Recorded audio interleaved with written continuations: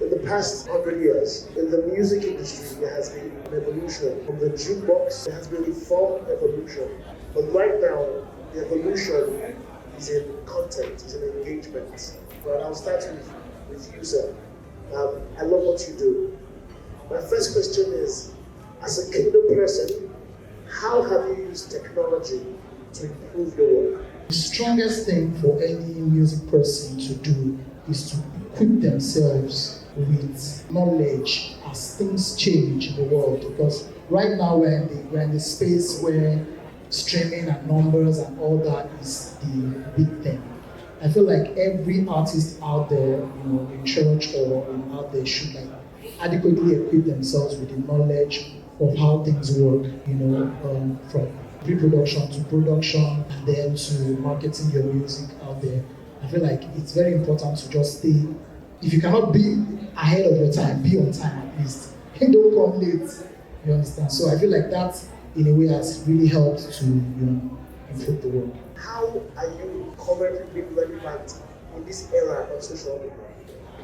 Personally, for me, the first thing to note is because you can do everything doesn't mean you should do everything. As a musician, be you gospel or secular, it's a gospel conversation, but as a musician, it's ideal that you understand that your music has to appeal to the audience. Now, if you're creating a song, in movies, there's certain kind of songs that can apply to movies. The wordings of the song have to apply to a movie. So how hard is it to stay relevant in these platforms? Knowing that these platforms are important in the push of content, how hard is it? Of course, it's difficult because it's required to learn new skills.